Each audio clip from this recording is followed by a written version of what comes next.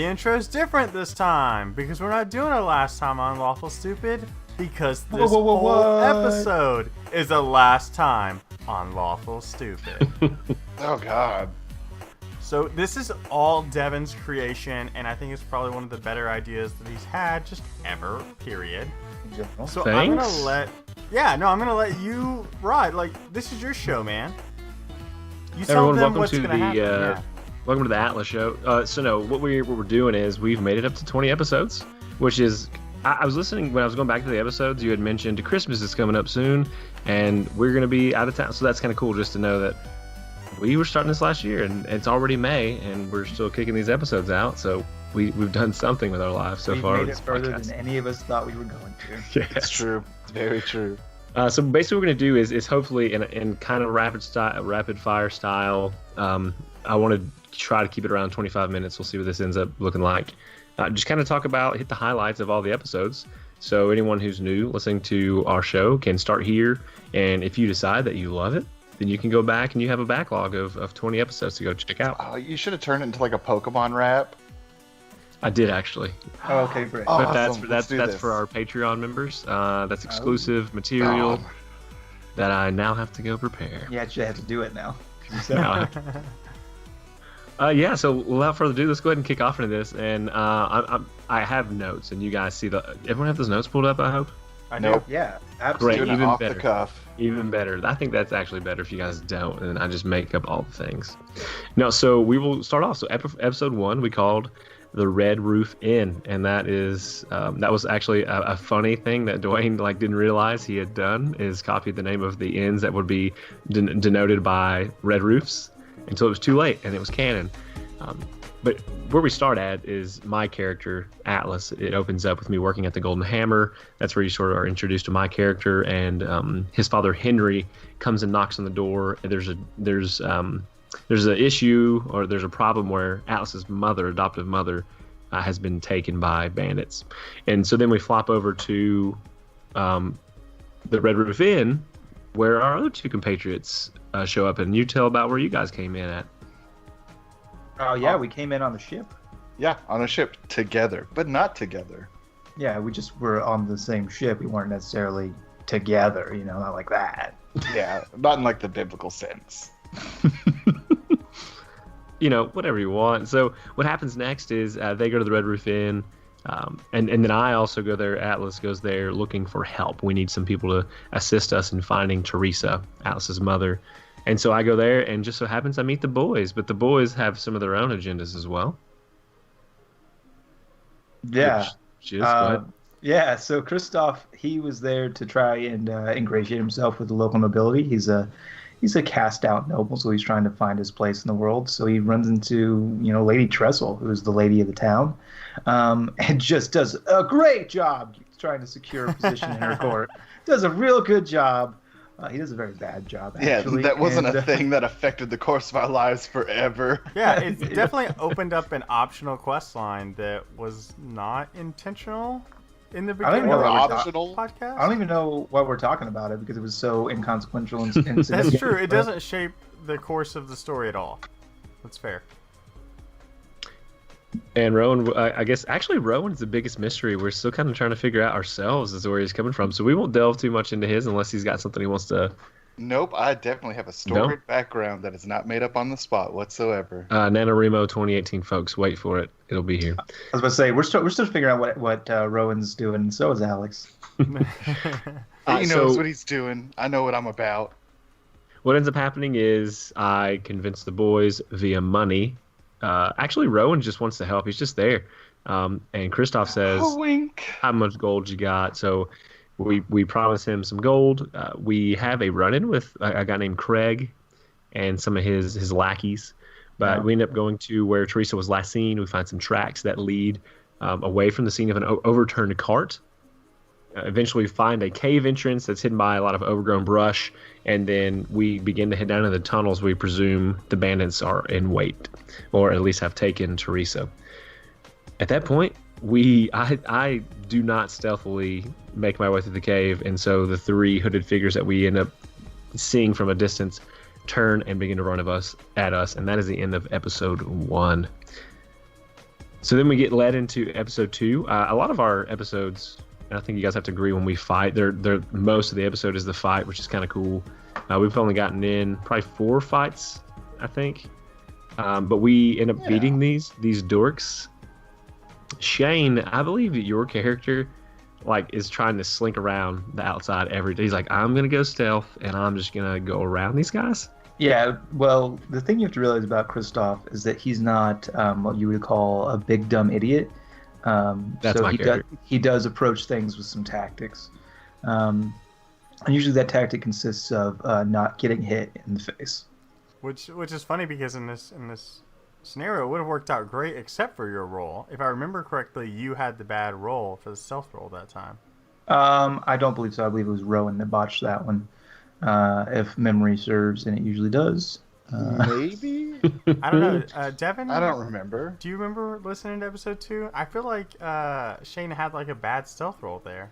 And it was me. I think he was... No, you and was Henry bad, were arguing. but mine was worse, is the only thing that made it happen. He was like, oh gosh, it was I think it was an 8 or something, but mine was crit fail. I think exactly what happened was I tripped and bumped into I tripped and bumped into Alice, and I was like, what are you doing?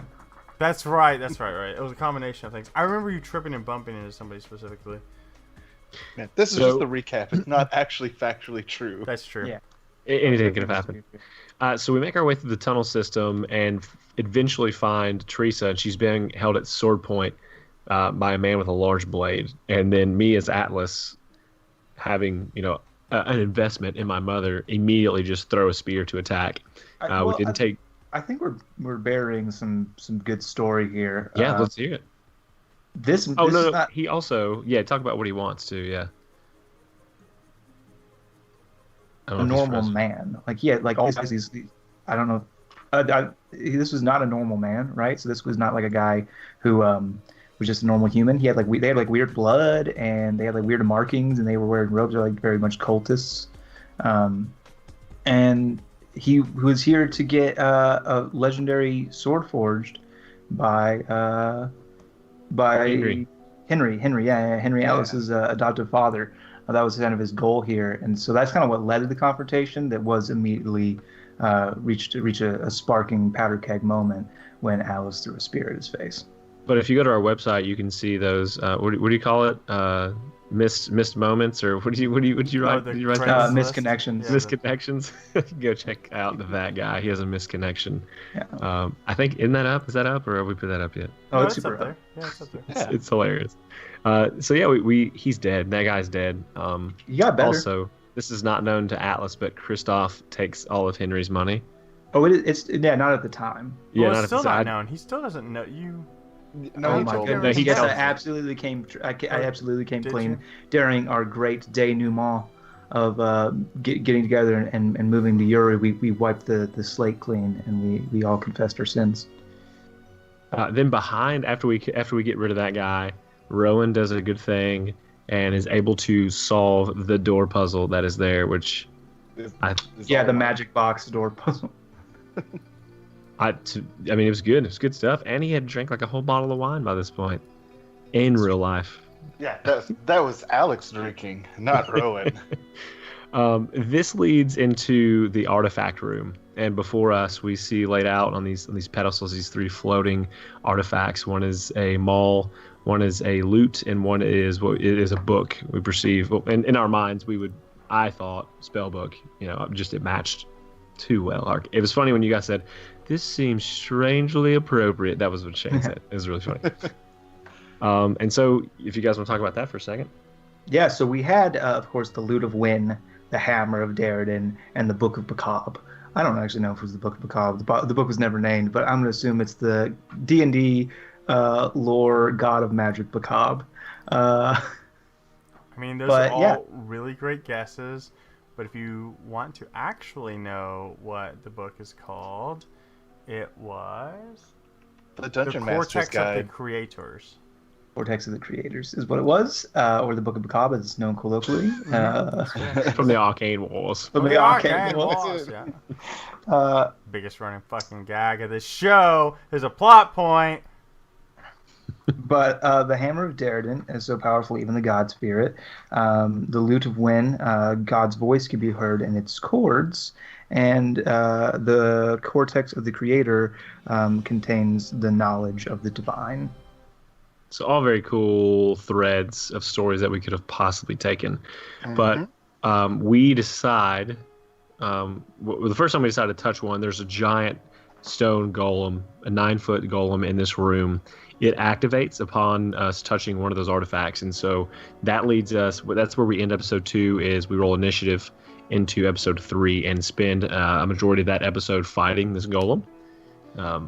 We beat it. We take everything we do afterwards. Just assume we get the loot, no matter what happens. Yep. I think this is where you got create and destroy water. In this I can't remember if that's this episode. Yeah. No, it's in that little journey that he loots it. Yep. And he said that's gonna come in handy one day. That's really just like the main plot point. This whole story is around this scroll that's create and destroy water, and he's gonna use it early, and I'm gonna be like, no, fuck, you just ruined the whole podcast. Well, the other thing that I have notes of that nobody else seems to remember is that Alex looted a particular potion during this event. And I happen to know a little bit about potion lore, as it were. I happen to know it's a love potion. Scott Shane, know that. Christoph does not know that. But Alex does have a love potion. See, I didn't know that. You super do, yeah. Now you guys have to go dig and find and let us know where that's at. I'm interested It's in his bag, sure. It's in my bag. Rattling around. Last I checked, it was inventory. With the scroll, like, it's just there. So we beat this golem. Rowan, we decided to take the loot, and there's a vision. Well, Rowan, that you to be fair, we didn't decide that at first. There was like 40 minutes of like, all right, take this one, and then try that one. Okay, now try to pull it all together. All at the same time. And you can catch all that in episode 3. Yeah, and it was not happening. And Dwayne just let us fucking flop there before he's like, guys, you could only take one. Hey, Rowan, tell us about that first vision you have, if you remember offhand what that one's about.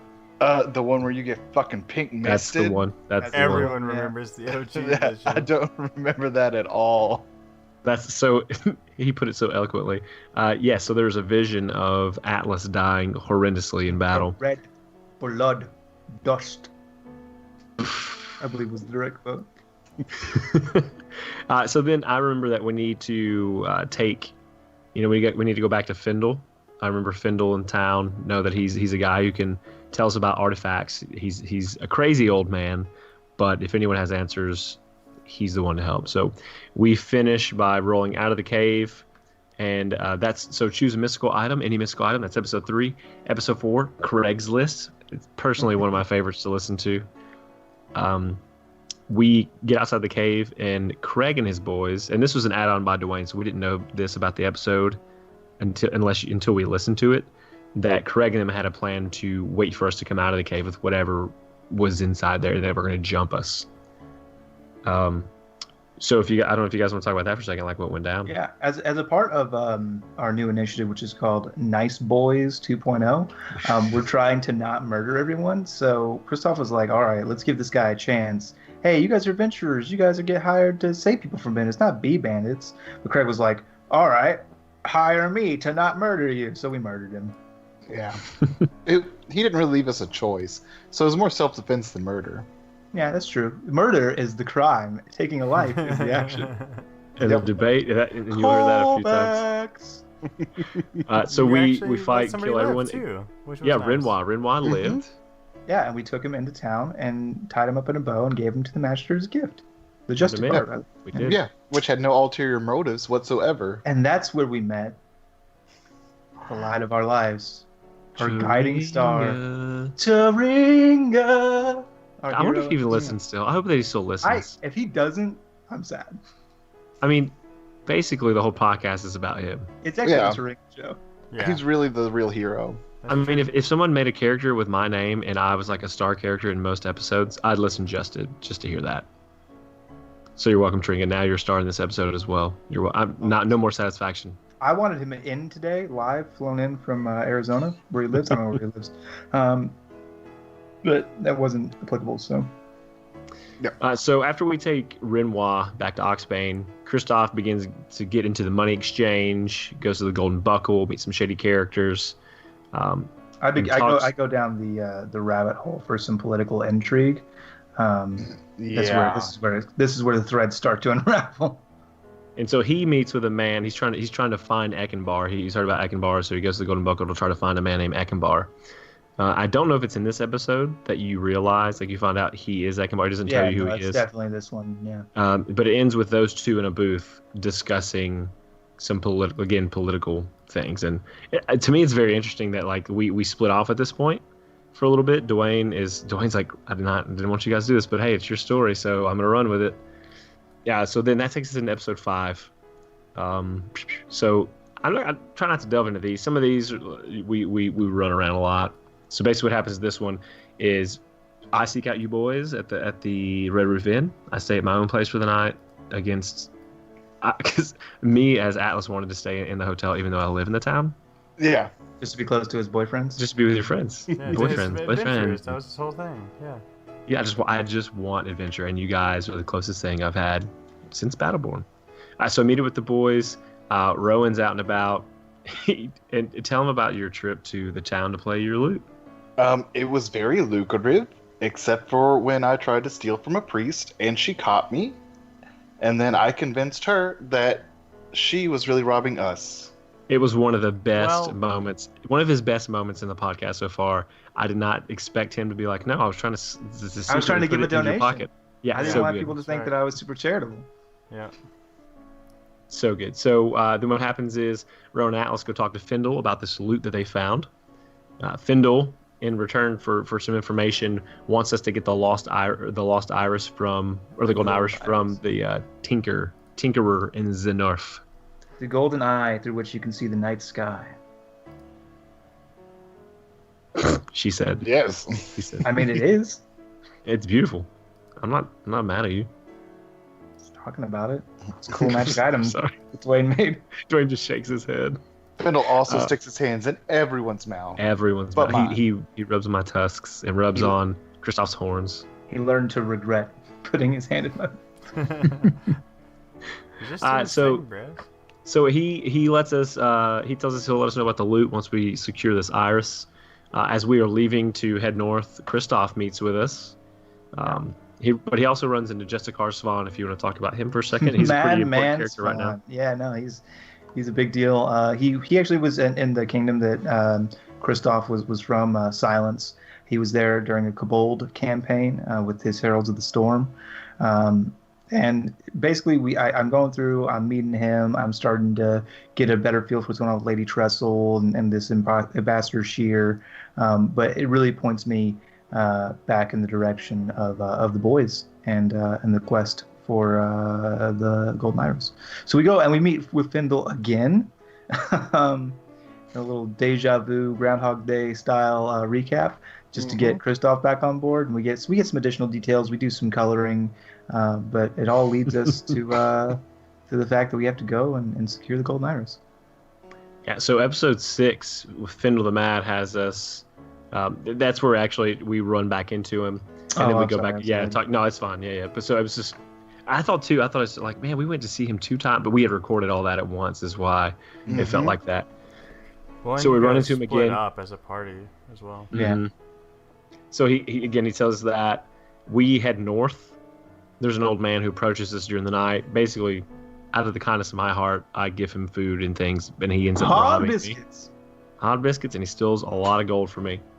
So that's basically episode 6, traveling north. There's some other things that go on, but one of the funniest parts is the talking door at the Tinkerer's house.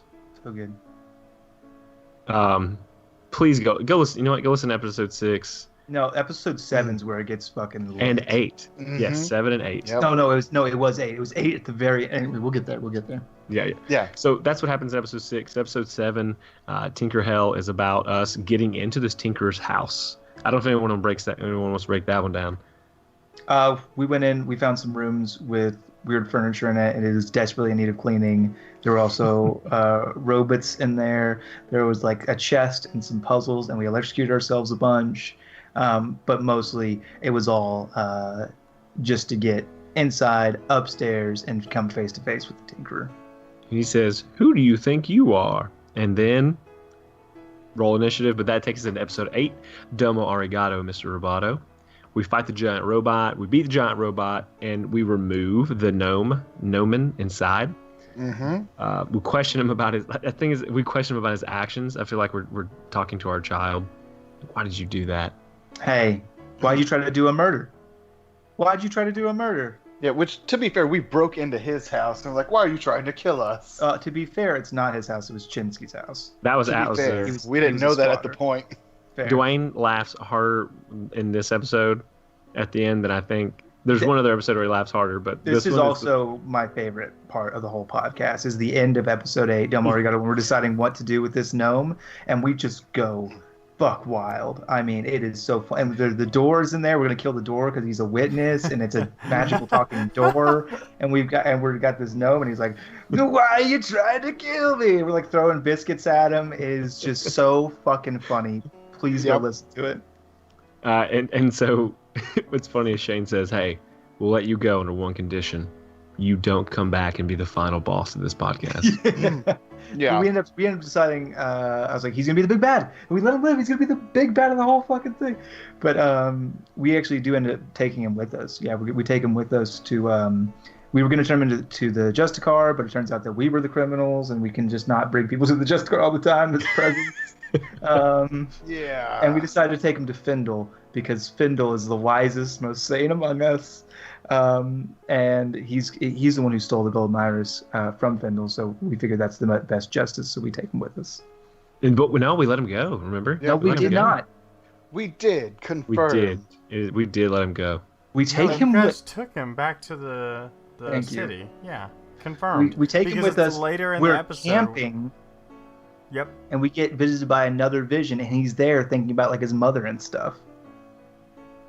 Who knows? This is so long ago. I know. Because another of your characters, and it's in one of the short stories where the Justicar and Stringer are talking, and he's like, they keep bringing us people like the gnome, and like.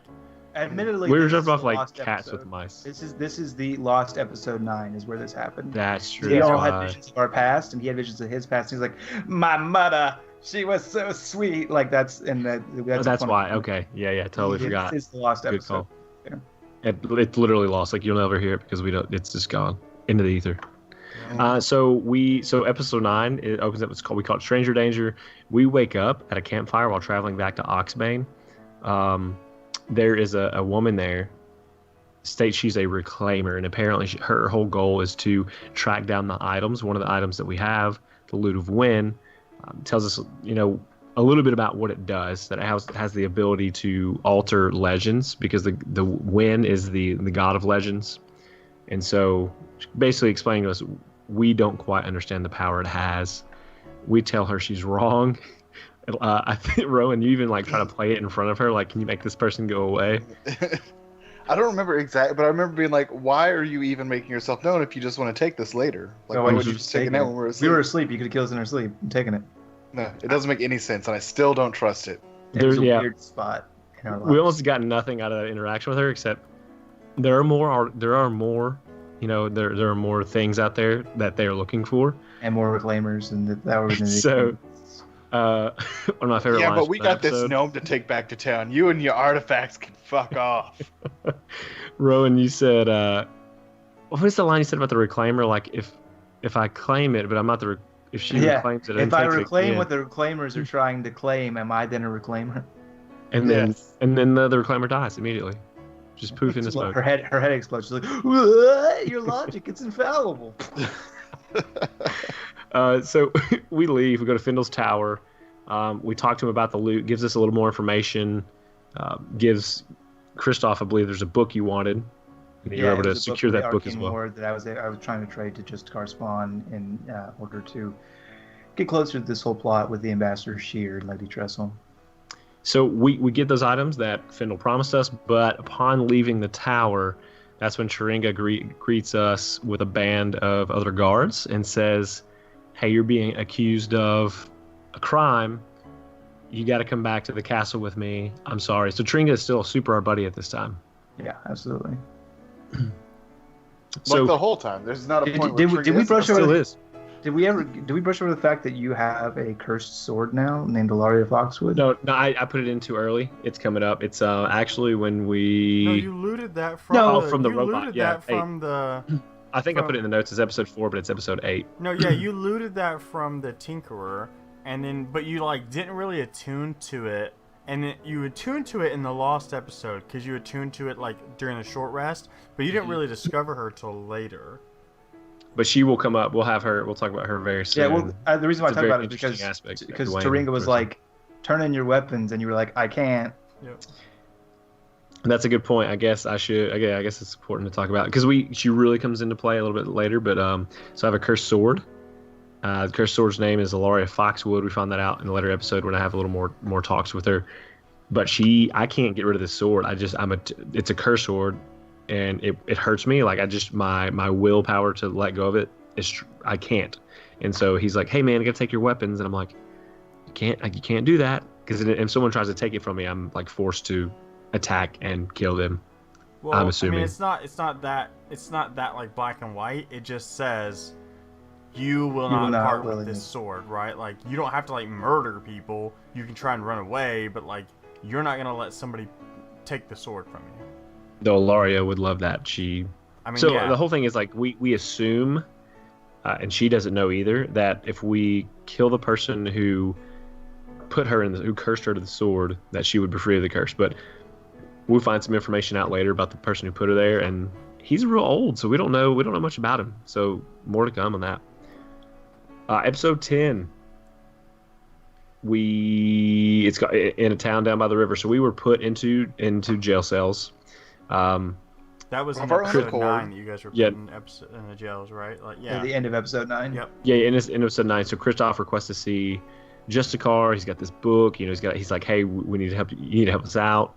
And then he doesn't come, so I rip a page out of the book and I'm like, send this to him. And it's a very, very important book apparently because that makes him show up. He's summoned by us. So then that's kind of he shows up then, right? Yeah, episode 10, Justicar shows up in the morning. He knows we aren't guilty, but he doesn't have any hard evidence. And he says, I need you boys to go basically find some hard evidence. He gives us some direction. We're going to go to Riverside. That's where Henry and Teresa, Alice's adoptive parents, live. And we are I assume where you grew up. Yes. Yes, that's where I knew the area. We actually, Taringa and Justicar break us out of this jail cell to go out there. They kind of go against their majesty, kind of go against the law, which is really cool. And in order to protect Taringa, we do knock him out. Yep. So we could say that we escaped and he didn't let us out. Yeah. Which is pretty cool. Because we love him. Taringa, if you're listening. I'm only hurting you because I love you. You're my man, huh? At this point, if I'm Taringa, I go, okay, it was cool at first, and then now they're just it's weird. Yeah. Now it's just really weird, and they won't let it go. Yep. Move on. It's here that Ilaria, like I have some time in the woods to find out more about Ilaria. We do meet up with Henry and Teresa when we get into the town, and we also we go find Henry, and he's at this the constable station. Is that right? And he's there with the plantation owner as well, Donald Dwarf. Donald Dwarf. You did that on purpose. I see it now. And there's something really weird. There, a lot of kids are being taken at night. And then we say that what was dumb is like their solution was to put all the kids into one area to protect it. No, that was your solution to the problem. You're like, why don't you guys all just put them in one spot? Because they weren't doing that. Yeah.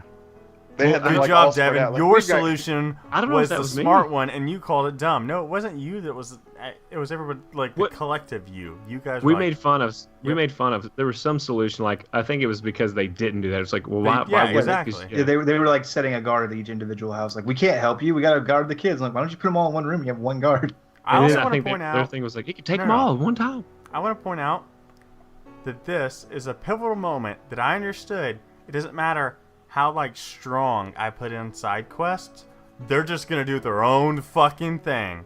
So at this point, I've not made any conscious effort to build solid side quests. I just wait for them to find a thread and then build it after they pick a thread to follow. There are two currently Wise that words. I'm very interested to explore. One is the secret that Renoir knows, or there's a key that he knows something about that's very important. But I'm assuming Dwayne's probably You're skipping ahead. I wanted to say that you guys fucking taught me something about D&D for you guys. That's what I wanted to say. It could be a whole episode on that new podcast you guys do. That are the YouTube videos. Yep. Okay, exactly. so we'll jump into. So we find out about the kids. Yep. Yeah, someone's taking them. We end up going to the bar with Henry, get a few drinks. They have the strongest drink.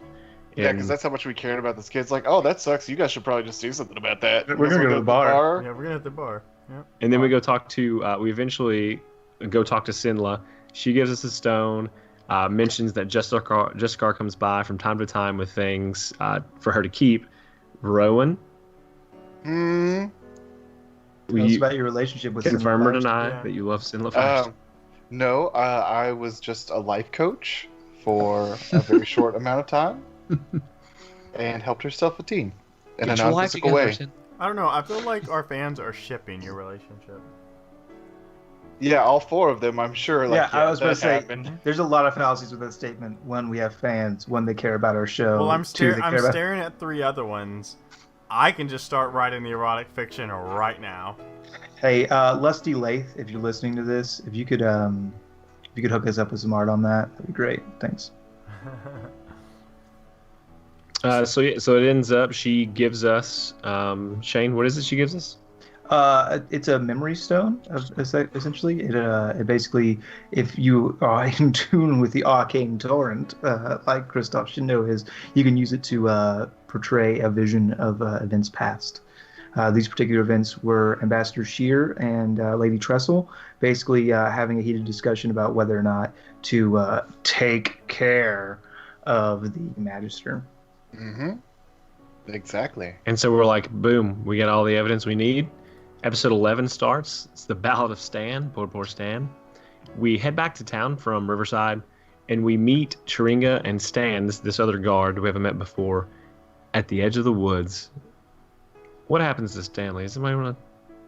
Yeah, I'll talk about that. No, let me talk go about ahead. that. So these idiots come up to the edge of the woods, which is a very smart play, and they, signal Chiringa, which is a smart play. And so Chiringa comes up not alone because she can't really do that without being suspected. I swear to God. Listen. If we're gonna recap this, we're gonna recap. I did though. Isn't it perfect? Because that was the same set of episodes that I could not fucking manage to get a handle on that.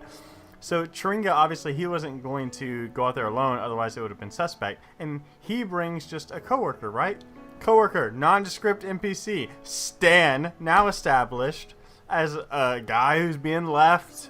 All these other issues. They strip him of his clothes. Don't worry, they pay for it. They pay him. They strip him of his clothes, and they make this dubious plan to sneak Rowan, of all people, in. He's the most human-looking one. No, I get it. He was the only one who fit the bill. But, bad plan all around for what I was going to do. To put that much responsibility on someone who doesn't care to begin with. He's, easily the most aloof character, and it's like, all right, if we're going to give you the memory stone, go. It's all on you, man. And so we all fail. They sneak into town, and they make their way straight to the Justicar, and... Then, Rowan, why don't you explain what happens between you and the Justicar? The Justicar is a big old dickhole, and I call him out on it.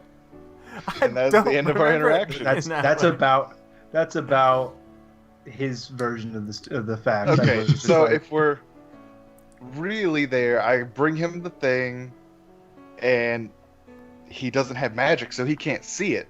And then I notice the chink in our armor that everything hinges on him being able to see this, so I have to then sneak out again to get them to sneak back in so that Christoph can use his innate magic to activate the Crystal Brothers to see. I also want to say that we talk about where you want to listen to episodes, and we always keep going back to 12, but 11 has a really good joke that I think people miss out on, where Shane, playing Christoph, says, oh, what do you mean? It's so super simple. You take this stone and you focus all your magical energies that you have in your body. Oh, I see what's wrong. Yeah, got it. Yeah. All you gotta do is just tap into the innate magical torrent that exists within Wait a second. Yeah, exactly.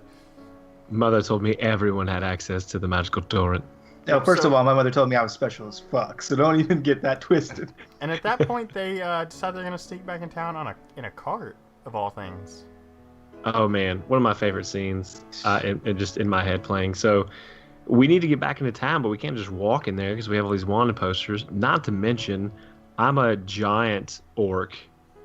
Kristoff is a tiefling, which isn't, I guess, too common, Dwayne, in your world. Is it too common here in this particular city? No, yeah, let's talk about that. Just not that you guys have really learned that lore-wise, but the Kingdom of Silence is where the majority of tieflings are, like in big droves. Now, like obviously, you're gonna see adventuring ones like Kristoff, and you're gonna see them in other places. But as far as like concentrated packs or like civilizations of them, it's not that common in the world. So all that to say, we look real out of place if we just stroll into town. Especially we have these posters now that we will find out very soon are up everywhere. And so in order to sneak back into town, we stow away in a vegetable cart that just happens to be coming down this road near the wood line where we're at. You're welcome. Yeah. Go ahead, Kristoff, and tell us a little bit about what happens there. I mean, I climb into a potato sack, obviously, because the potato sack is cleaner than the filthy cart. We hide in the cart. We almost get caught by the guards because Atlas can't stop munching fucking potatoes for 3 seconds. Fail to roll. Yeah. Yeah, but that's not what happened in the narrative. You failed to roll. But really what happened was Atlas was just like, these potatoes are great. These potatoes are delicious. Luckily, our cart driver has some pretty boss acumen and is able to get us under the radar into town, into the plantations, where we disembark from his cart and now have to decide what the heck we're gonna do to clear our names. So the boys, also one of my favorite moments, are planning how we're gonna just expose Lady Trestle and Ambassador Shear. And the answer's obvious. The play's okay. Step 1. What we have to do is we have to get together a play. We're going to get some street actions. We're going to get them together. We're going to mum plays and juggle and tell people, oh, we're doing this great show, The Great Betrayal in Town Square tomorrow eve. And we're going to go through it. And I'll play the Memory Stone. And okay, we're good. We're good. We're fine. Remix. We're gonna play the Memory Stone and basically put Ambassador Shear and Lady Trestle on blast and clear our names in one fell swoop. And Rowan's gonna be my leading lady because he is so pretty, and he has costumes. And at this point, I forget Atlas's name as a player, as Scott Shaneman. I forget what Atlas's name is, even though it's his son's name. So I'm kind of a jerk.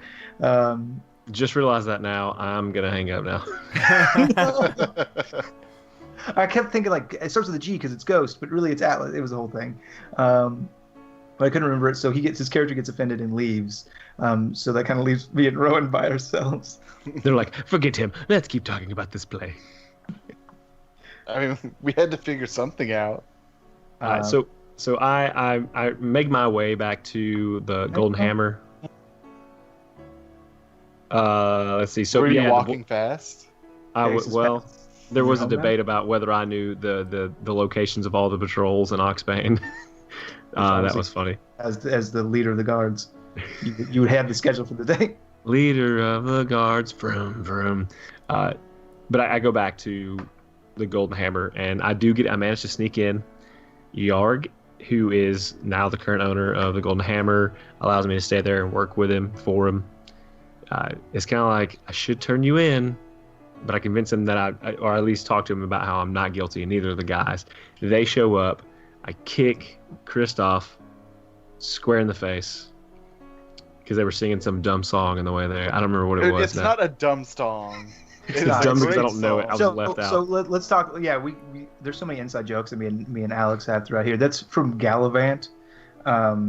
It's a song about the two guys that are going to kill somebody. It's off on a secret mission. Yep, which super good callback. And if you haven't watched Gallivant, it got canceled, which just is do sad. it. But there's 2 seasons, and it's so good. Two great seasons. I just rewatched that one.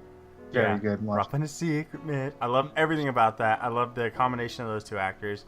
Anyways, so they do that. We even have a shaving a haircut reference as well. Yeah, I'm gonna knock good. shave and a haircut, and that's thieves' cant, as everybody knows. And I knock that, so it's knock, knock, knock, knock. They open the door, 2 bits, and I'm immediately kicked in the face. Yep, exactly. 2 bits. Everyone gets inside. We decide that we need to go talk to Ekenbar at the Golden Buckle. Very asleep. Just for a moment, we wake you up. I wake him up and he says, "I'm Christoph Schindler." Every time. or following the question, "Who are you?" Does it smell like tiefling blood? No, that's not this part, but it's one of my favorite parts. Yes, yeah, it is. That's right. Because I'm bleeding profusely because I was asleep, and I got kicked in the face, and I go, "Why does it smell like tiefling blood?" And they both say, No, that's not. No, that's not the same. It is. It's not, because Findle says no reason. No, it doesn't. It's Yarg. I bet you. You're Yarg. Yeah, nope. it is true. Nope, because I used Findle's voice. I remember it, and it's even in our 1 minute intro. Findle's voice. I will bet. No, I'm not a that's betting not man, but I will bet you $100 right now. I mean, what's the wager, Dwayne? How about 1,000 experience points? I'll let you take them away from me. I don't know what we would give you. Yeah, I'll let you take 1,000 experience points away from me if I'm wrong. All 3 of us. Okay. No, not all 3 of you. Not all 3 of you made that bet, unless all 3 of you want to make the bet live, recorded on this podcast. Yes, live we all make recorded. the bet. If I'm wrong, no. Here's my thing. Here's where my memory's coming from. So we're very clear. I used the Findle voice. Maybe you did, but it was Yarg who said it. So that's why I have Findle in my head. So what? Yarg who said it. 1,000 experience points. Do you take the bet from all 3 of us? Not if we're gonna use it on that. Like, I'm thinking it's Findle. Fuck, man. So is the premise you being Findle or premise being Yarg? Because the premise is that I'm thinking I was Findle because I used the Findle voice. I know that you were Yarg, regardless of what voice you used. Sometimes I can't tell the difference, but you were definitely Yarg. I will bet you 1,000 experience points. I'm not making that bet then. Dang it! All right. So, anyways. You were Yarg. Because I made a joke about tiefling blood being the secret to both said. Yeah, it was at the same time, unplanned, no reason. No reason. Yeah, so we make it back there. We decide we need to go talk to Ekenbar, who we don't know at the time. Christoph already knows. We say, hey, we need to talk to your boss. We do at that point run across a young boy who lives at the Lead Church. Is it the Lead Church? Yep. Yeah, that's Dylan Martin, who's our biggest fan, biggest fan ever. Biggest fan. He's so good. He sent like one nice message to us, and we're like, "Let's make him a fanboy in our podcast." That's exactly what happened. I haven't heard from him in a while. He is getting a new job. Hope you got that, Dylan Martin. Good luck. Dylan Martin, good luck. Make it to the Golden Buckle. We're not apprehended by any guards. It seems kind of weird. We run into one who actually is bouncing like a coin purse in his hand. We think, oh, we're going to get it, and he just walks away. Roll into episode 13, Fire and Ice, Better Think Twice. We show this memory to Ekenbar. He wants to make us, he says, like, if I help you with this thing, you're going to need a special favor. And we're just like, nah, bro. No, not for that. We end up going back to the castle we're like, screw it. We're just going to take it straight to Jessica. We're going to walk into the castle. We drop all pretense. We drop all plans and schemes. No plays. We are no done shady with Ekenbar favors. We go, fuck it. I got a memory stone. Let's go talk to him. And we do that. So we end up fighting 4 guards. But again, Nice Boys 2.0. We end up being able to not kill any of them. 3.0 because we saved 2 people.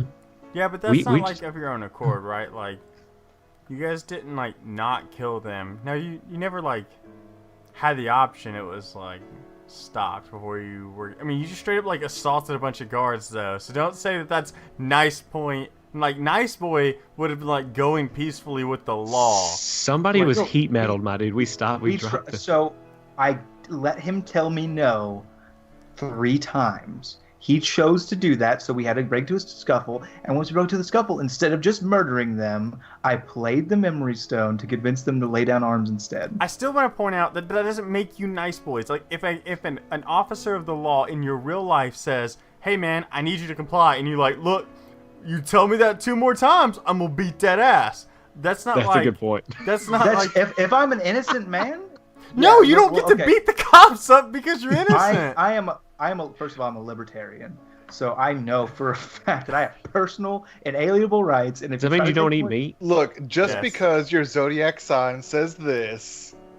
Anyways, get off traffic. So the Justicar comes out and kind of breaks everything up, sends everybody to their corners, and pulls him back into his office. And that's when we kind of like roll into this new thing we're hearing about, with the Magister's plan to have Lady Trestle and the Ambassador disappear. Yep. Mm-hmm. And he's going to do it in a way that doesn't tie it back to him. We roll into episode 14 from there, Bath and Some Biscuits. So he tells us to lay low. Master tells us lay low for 3 days. He's going to take care of some stuff, in air quotes, take care of it.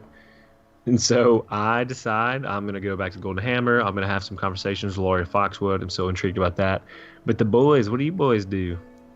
Hey, Rowan, get drunk. You want to go get drunk and play chess for 3 days? You know what? Yeah, let's do it. Yeah. I love that you guys are doing it perfectly. Like, it's so good. We're nerds. No one's listening to this. That's fine. On the 4th day, the commotion picks up in town. We realize that our posters are being taken down, the wanted posters.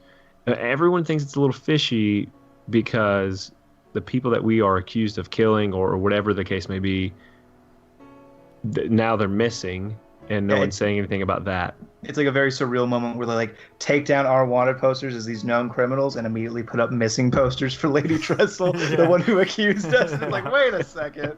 Yeah. I ain't no fucking Sherlock, but the boys need to stop by the Red Roof Inn because they smell real not good, real bad. And so they get a bath and some biscuits, some hard biscuits. And then we head on over to the castle because the master wants to talk to us. He says, hey, I need some help. You need to go talk to the council. Actually, he just says go to Yuri and talk to their officers so you can help with the officers there. We say we need a few hours to mull it over. We don't want to just jump into anything we're not sure about. On the way out of that room, we say, hey, Tringa, Kristoff says, hey, how do you feel about the Magister?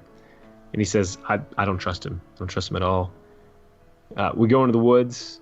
And that's kind of where we in that episode is talking about whether or not we were going to do this mission. Kick into episode 15. Yeah, that was a really good moment, I thought, for us. It was like a powerful denouement where we laid it all on the table. Like I come out with my political intrigue. You talk about Ilaria. Rowan talks about how he supports us both and loves us unconditionally. And we really strengthen ourselves in our resolve before we leave not home, but before we leave Oxbane, which is our kind of meeting point for the first time. It's cool. Weird because we've kind of known each other for 2 weeks, but we've been through a lot already. Yeah. So it's just kind of is this a thing that we're doing now? Yeah. It is. Yep, it is. It's official. We're going on an adventure, and Alice couldn't be more happy about it. So we open up episode 15. We're in the woods again. That's where we have what Shane just talked about. So I won't tie into that again. We do find out a little more about the one who put Ilaria into the sword. And so that's kind of, for us, as Dwayne is feeding us these things, I'm taking notes about, okay, where could this possibly lead? So now, as we're on our trip, there's another vision. I don't know if, Rowan, you remember what that vision was. You were fighting a thing. Yeah, so the same thing but that struck me down in the first one. I was winning, and I also chopped down Kristoff. Yep. Which you murdered me. My favorite jokes of the podcast. This is probably the most favorite right now. Is where so they all know Ilaria at this point, and you see the vision, and he dies essentially with Ilaria in one of Atlas's hands, and so Kristoff goes, "Hey, I want to talk to Ilaria," and he says, "Hey, we cool?" And Ilaria's like, "Yeah, no, I don't see why we'd have a problem." And he goes, play it again. So you would not kill me, right? You're not. That's not a thing we're doing. Confirmed. Okay, great. Play it again. So that one. So then the vision is, I kill this figure. I'm in this bloodlust rage, killing anything that gets around me. We come back from the vision, and we're just continuing to travel along. I think that's also the one. Findle at some point stops you guys, and it's like, hey, when you're in Yori, you check out the city, ask around about the loot, get some more information. He kind of gives you that, and that's before you guys camp. And that's pretty good too, because Kristoff is like, hey, it's you again. Oh, great, terrible. I'll leave. Yeah. This is not the worst traveling companion of all time. Yep, exactly. Episode 16 was a one-off. It was really fun. We had a pretty cool adventure with Bianca Zelda, who plays Mapri from the Broadswords, and we called this episode Grave Circumstances. That one does not really tie into the story so much. I really like the way that Dwayne is doing our one-offs with characters, especially when we get to episode 20. So Dwayne, freaking fantastic job, man. Really enjoying those when we go back into those visions. I'm always hungry to see what lore you're going to throw at us. But episode 16 had us just kind of feel our way around this. There's this ring that caused us to go back into, we're not sure exactly, just some point in time, or I don't know, Dwayne, can you speak to that? Let's talk about that. Yeah, so just as a disclaimer, any of the one-shots are never going to be like true canon. They may like add lore bits or change small things like a memory or at the most, but it'll never be like, oh cool, so you travel back in time and experience this moment, now everything's different. You may have like a different memory of that, like it's just a little bit different, but it's never going to be so awe-inspiring. In this particular one, you're actually taken to Wynn's graveyard, essentially, where like stories go to die, and then you have the gravekeeper who like pays attention to all those stories that were legends. Essentially, if you and I'll kind of where my inspiration came from really quickly. There's like a lot of lore and theories around where like a legend will go and then it'll shrivel out and die, right? And so it was not the fate that ended up being, and that's kind of what this graveyard is. Like all the legends and heroes that were never to be ended up here, right? That's exactly where I'm so glad that that's where you're at, because like the way that it rang to me was like those who are destined for great things and to become legends who never, fate doesn't play into that hand, they wind up in Wynn's graveyard. Yep. Which that was not confirmed until this moment, so I'm very glad that that's where your head was at, because that's exactly that's the vibe I got. So which, and if you look too, because like if you, not to delve super deep into it, but everybody's fate can go 1,000 different ways, right? And if you look at the graveyard stones that we did read on the air, Rowan's goes away, that he never would have let Rowan go, and then Atlas is vague, and like that's meant to show that like, and we never really talked about this, that like the world, like you like fucked the world up in that timeline, and that's why your gravestone was the way it was at that point. Yeah. This is really cool to me. These guys are some of the most impressive guys that I know. Speaking of, like Dwayne and Shane, when they write the stuff that they do. So again, just kudos and thank you for doing that for us. What are you doing, Shane? Making a masturbatory gesture. So we move on to the episode 17, where they make their way to Uri. So we actually get into. Let me back up. So we're making our way to Uri. Walking fast, faces past, and we're Uri bound. Taking the crown. So we travel through a small farm community that's about 2 or 3 hours from the gates. Oh, you mean village number 3? Yes. So what's weird is there are several patrols that seem out of place at this point in time, and they say they're basically there just to subdue the bands of orca raiders that have been coming through more frequently.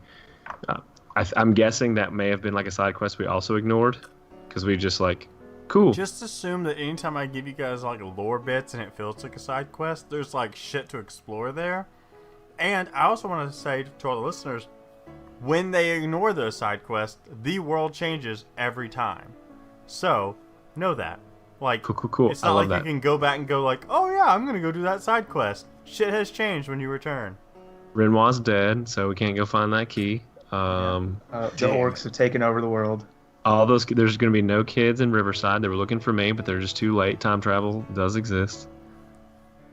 Shake. That's running junk from us. Like, time travel does never ever exist. As much as we would love for it to, does not exist in this world. So episode that's basically us getting into the town of Uri. Which has a good little bit about. It has a good little bit about Rowan. Yeah. Or not Rowan, Kristoff. Like every time he gets into the city, and it's like, oh, this civilization. And then every ring of the city gets nicer and more civilized, and it just is more exaggeratory every time he gets into the nicer rings. Yeah. One cool scene in this is we run into a woman who's from what we'll find out is the School of Architects. Her name is Jessie, and so she like shows us something. Christoph, what does she show us? She shows us a lamp that she creates from the fucking ether. Mm-hmm. And that's just like a small thing that they do at the School of Architects. I'm a magic boy, so like, I'm like, hey, wait a second, do it again. How the fuck did you do that? That ain't right. That ain't like no magic I ever seen before. I'm intrigued. So we finally make it to the middle ring is made up more of the military. There are the guilds there as well, and then the most center ring is where the council is. We meet a man named Winston. He is very dubious of us and the reason why we're there. But like, finally warranted, right? Like, yeah, because we don't have much to go off of. We have like this writ, I guess, from the Master Trestle. But which when we're was talking, fine until we're like talking everybody about got aggro about the bracelets. You say everybody. Christoph. Hey, I was just trying to single everybody out here. With my outfit. Again, civilization. He's he's a fancy boy. So we finally managed to get them to let us meet the ambassador, only after agreeing that we'd wear the bracelets, and that we're not going to do any bad stuff. And they were very adamant about that. Christoph was very adamant as well. But eventually, when Ambassador Shear shows up, she is not the same woman that appeared in the vision that Christoph showed to Magister Trestle and Jaskar Svan. And so that was kind of a revelation. Kick into episode 18. Seriously, Linda? So Ambassador Shear, this woman, this real Ambassador Shear, and she doesn't like to be called ambassador. She likes to be called a consul. That's her title consul. At all. Like, right. That's just not their titles. Yeah, when the reason we found that out is because it's actually her cousin, right? Cousin? Yep. Linda, who has been posing as her, and so she took the title ambassador, so that's why we know her as ambassador instead of her true title, counsel or consul. Counsel. So we talked to her that she's the true consul of Oxbane. We finally get Christoph to put the bracelet on, and we meet the other councils. Council Welson. No, that's not correct. I think I'm typoed that. You typoed that. It's Welton. Yeah. Welton. Put the T in the back end. Welton. Council Ironback. He was actually, I think Ironback is familiar with Henry because Henry had made him a blade at one point in time. So that's kind of an interesting tidbit that's there. And then Council Silverstone, who's extremely young, has risen rapidly to the status he's at. Yeah, Alicia Silverstone. Which, to be fair, even Henry was like, I don't make real weapons. And then this dude's like, yeah, Henry made this real weapon. I mean, let's talk about that. Like, I actually want to address that because I think you guys twisted that a little bit.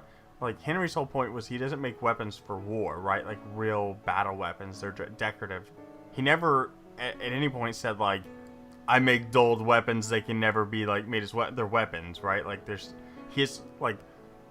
that's a whole nother fucking thing. But I love when you guys do that to the story because I never fucking see it coming. Ever. So the game is always evolving. It is.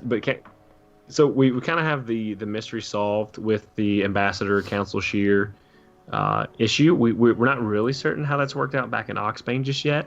Dwayne has brought us to Yuri, and we're kind of hanging out here for a little while as of right now. Council Shear lets us stay in the city. She'll give us free board for a week. At that point, we find out we go to the Crimson Roof Inn, known colloquially as the Red Roof Inn. No, there's another. Oh no, it's the Red Lobster. This one's the Crimson Salamander. Crimson Salamander. Yep. Yes. Yep. Just like the other one was the Red Lobster. Yeah. Red Lobster, no, that's right. That's right. So we learn of the guilds that are in the city, and Christoph immediately heads to the Architects Guild. Because I want to do that trick. We're so close. We have 2 episodes to go. Hang in there, guys. We're almost done. Episode 19 is pick a guild, any guild. So we know Christoph has gone to talk to the Architects Guild. Wendy is the leader. You want to talk about that, Shane? Wendy's. Hold on. Sorry. Go, please. Wendy's not the leader. Wendy's who you talk to. Like, she never confirms herself to be the leader. That's super fair and accurate. I roll up to the Architect Guild, and basically I start to see these numbers, these arcane scribblings, kind of that are permeating reality. I see them at the door as a ward. I'm able to quickly deduce that if I scratch out one of those symbols, I'll be able to get in. They did not appreciate it because I broke it and I'm bad. But I was like, no, this is the test. Scribble, scribble, scribble. I'm here. Why did you break our fucking door? I'm sorry. But they're pretty chill with it, and they let me go ahead and try to test as well. And I go through this test, this kind of leap of faith style, create the earth on which you walk test, which was really, really cool. And I threw it back to a thing earlier, and I really, really enjoyed that moment. And it's kind of like a changing moment for Kristoff. It's kind of like where his character becomes a little bit more dynamic. It was like an innocuous comment that she made. She gives me basically this card that is a symbol of my status from the guild, and she's like, oh yeah, by the way, be careful when you use this card. People are dumb and they lose them, and like you can't get it replaced, so like don't lose this card. Like some idiots spill beer on it, she said, and like that like hit Kristoff because he's a bit of a drunkard. Like that's actually one of his character flaws, is that he has to have a drink every time they are offered. And so this huge life-changing event, just because Kristoff's always been just pretty much good at anything he tried to do and didn't try to do anything he was bad at, and so to struggle and to try to do this thing just really it changed who he is. So he goes through this, he gets accepted in the guild, and he meets guys back at the bar, and when is offered a drink, he refuses for the first time in his adult life. It's a good stuff there. Thank you. So upon his return, Rowan and Atlas had spent some time talking about Rowan's life and back and forth, getting to know each other a little bit better. Rowan decides he's going to go try out the Architect Guild. Yeah, it didn't go so good. It didn't go so good at all. I don't remember what the test was. I just remember that I failed. I mean, it was the same test. It was the exact same test. You just failed miserably. Yep. I am not an architect, and it was stupid, and it was meant for stupid people. And even Atlas like goes to do that, and he watches, which is I loved this like little scene in my head. It's Kristoff who like goes through the barrier because he gets it, he's accepted, no problem, and Rowan like runs into it, just right into the barrier, and Atlas goes, oh yeah, this isn't for me, and walks away. Like, this was immediately. Yep. And not for me at all. Bye then. Atlas knows himself pretty well. So what happens is we have that scene where he is just not doing so hot, Rowan, but Atlas heads to the Guild of the Red Sun, and he's pretty sure this one's for him. And his test, he's brought into this room, and there is a little girl crying in this room, and his natural reaction is to ask, "Hey, are you okay?" Well, suddenly, like this girl is like a demon girl, and he doesn't attack immediately. He wants her to stop, but she attacks, causes some pretty good damage. He then is forced, he feels, in a sense, to attack this girl. But he finds out that it was like a demon girl, like the girl was going to either kill him or she was going to be killed. And maybe that's just how Atlas rationalizes it being okay at that time. He still doesn't feel great about it, even though it was a demon. It was the appearance of a young girl. And so that sits pretty heavy with him. So let me ask this question. I want to ask this question while we're here on talking about this particular moment. You actually killed the girl because of a game mechanic. But I want to know whether you think Atlas felt the sword compel him to do it or not. Because like technically that mechanic is the cursed sword who forced you to strike back. Do you think he felt that, or do you think that was like natural combat rage that is how he's rationalizing it? I think it's a coupling of those things. It's a sense of like, I was attacked. The natural response is to lash out, and part of him knows it's a test, but part of him also knows like he doesn't want to attack. But I feel like because of that mechanic and that cursed sword, that'll play pretty crazily in the next episodes. Yeah. I re-listen to that, and it's not often that I like am proud of my own jokes, and so I'm gonna toot my own horn. But there's a portion of that where I think you're gonna die, right? Or Ilaria's like, I guess I'm gonna be owned by this kid now. Like, that was one of my favorite. Like, oh look, Dwayne, you are funny. So I quote unquote pass that particular test. I get a cape from the guild, which is awesome. It's got their symbol on it. And then Rowan decides to go to the Arcanist Guild. Mm-hmm. What do you do there, my dude? Well, the only reason I go is because, like, they're interested in artifacts, and I just happen to have one. So I go there, and there's somebody, I don't remember their name, they're probably not important. And I just whip out the loot. It's Sarah, by the way. That's her name. Sarah. And I see Sarah, and just whip out the loot and make a big deal about it. And they're like, oh my god. Yeah, they're super excited because he's got an artifact, and that's like not a common thing. Yeah, and then I just lie about killing a reclaimer, and then I don't even have to take a test. I'm just in. Which is certainly not going to bite you in the ass later in life at all. It can't. That's true. Just continue lying. Just lie. Piles of lie. Build your castle on lies. I'll just keep lying and leave town. Perfect. I like it. And I'll start a new life. You're just name. Like your father. You're now good. Yeah. So we all meet back, and this is, I believe, the scene. Oh no, you come to us first and refuse to drink. So this is we all end up back at the Crimson Roof Inn. We're hanging out, and then suddenly we see a dwarf, and he's wielding one of the mystical items. Give me that name again, Christoph. Hammer of Derridin. Hammer of Derridin. It's I have the notes. It's a hammer with a head shaped like a ram's head, and he's carrying this, and he walks out of the bar, and we know we've seen that, and so we gasp and pursue. End of episode, and then the last episode 20. This is the end of this recap after we explain this one. Yep. Was also a really cool episode. We did this with Chris from More Gooder Than. Audio is a little touch and go, but I loved it as far as a flashback goes. I mean, so hold on. The audio is really fucking bad, and I apologize, and it's 100% my fault. He very much on the front end was like, no, I can solve this problem. I was a bullheaded IT guy. It is what it is, but it's still worth the listen because he does the best John Goodman impression ever. Oh my god! Like, I was editing it. No, I get that. It was John the Goodman, but he's literally doing. But like editing that, I laughed my fucking ass off, and his laugh is infectious. It's the best. And you'll learn more about silence. We learned about dude, Shane, go ahead and take that one away then. I mean, that was mostly because this mostly delves into a lot of background for Shane's character, or not character, but his where he comes from.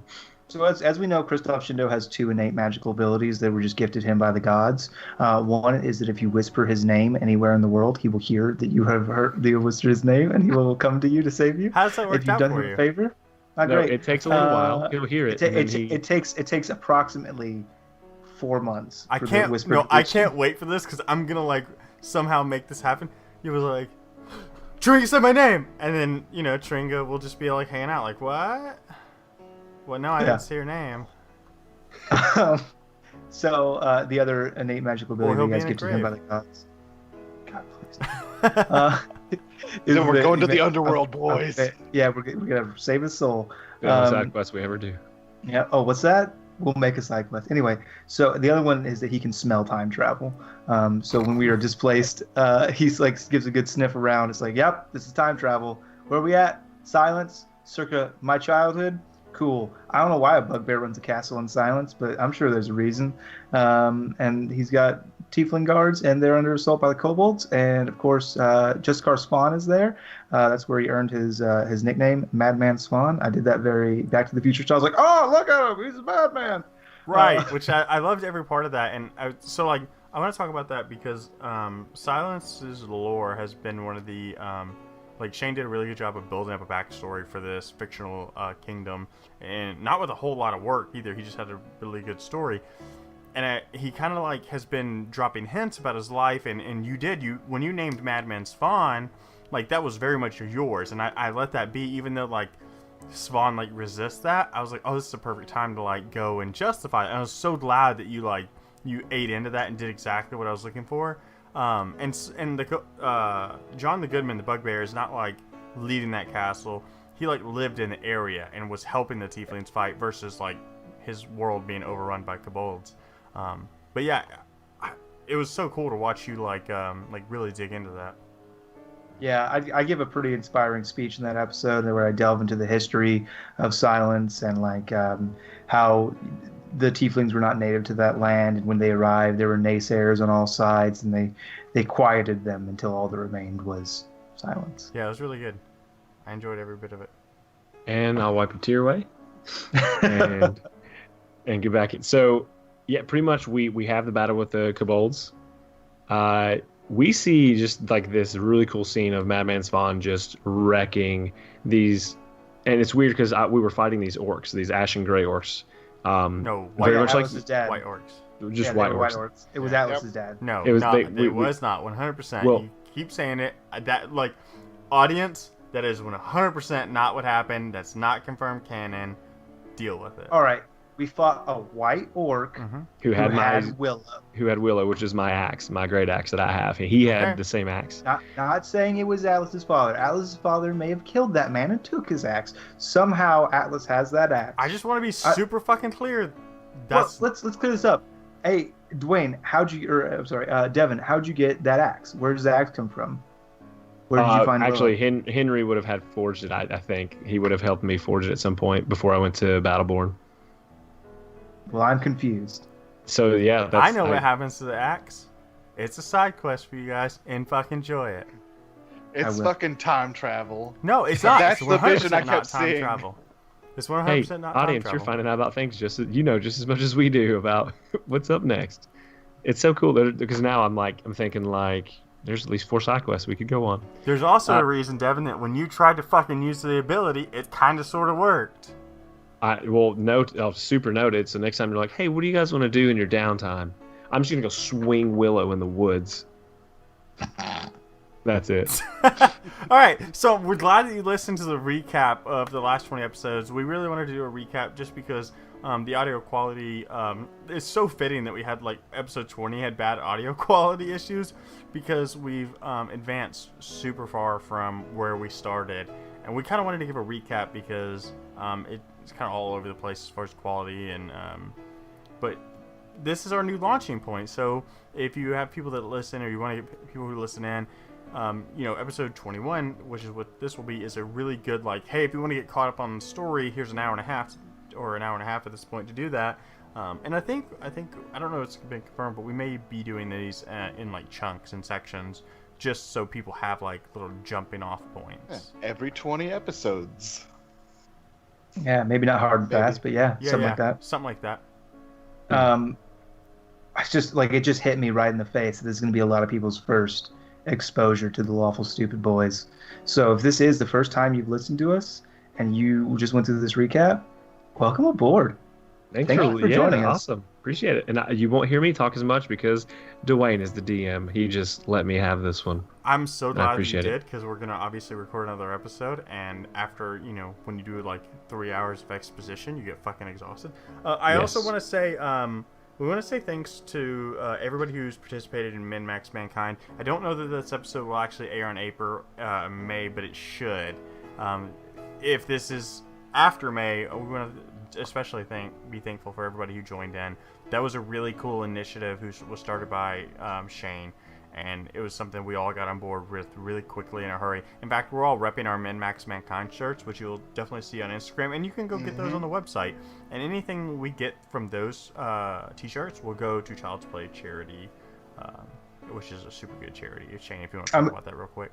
Yeah, Child's Play charity. They give Xboxes, they give video games, they give handbooks, they give all these games to these kids that are chronically hospitalized and can't really go out and hang out with their friends and their schoolmates and their family. They don't get to visit all the time, and so they give them like a lot of fun they get to do, and enjoy, because maybe they can't. I mean, they can't go out and play kickball, maybe, but they can hang out and play Monster Hunter World with me, and they'll send out an SOS flare and I'll save them, and it'll be good. I will be there too. Gunlance all the way. Gunlance all the way. 2020. Glenn Lance for president, and they get to connect. I think for me the big thing is they get to connect with these people over playing a stupid game, which is what I do with my family, and that is to say, each one of you boys, I love you. Oh, that's like the sweetest. We also want to make.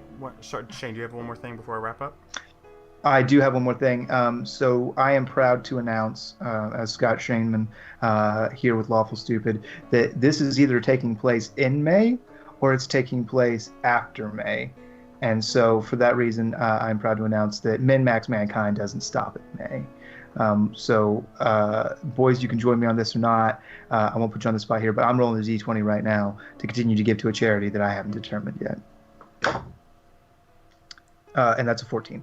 So $14 is going to plus Patreon. Actually, we'll talk about the modifiers later. But I rolled a 14 for a charity to be determined either in May or after May, because the giving don't stop, and neither does my dedication to utilizing this tabletop community to make the world a little brighter. I say whoa. That's the army thing. Whoa? Who? Sounded like a question. Go on, Dwayne. Do your thing. So I'm going to wrap up here with, you're going to hear this in the episodes prior to this, 19 and 20, but they're going to be like vague, small spots. But we actually joined a podcast network that's very fresh and very new. But I wanted to give it a little official announcement here. We announced it on our Twitter and socials and stuff like that. It's on the website. But we're part of the Nerdsmith Network, which is, they have so many cool content creations over there.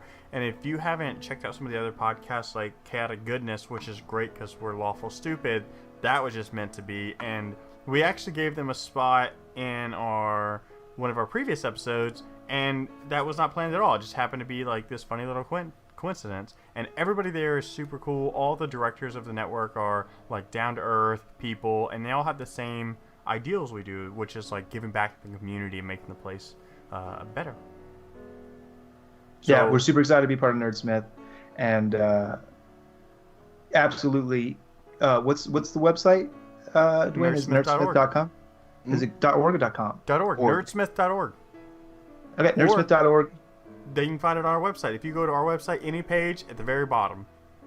Yeah, at the very bottom of any of the lawfulstupid.org pages as well, you can find a link over to Nerdsmith. Go check out some of those other shows. Give them a listen. They're super good. I'm in podcast heaven right now because I'm going through all the back catalogs of these different shows, and you should too.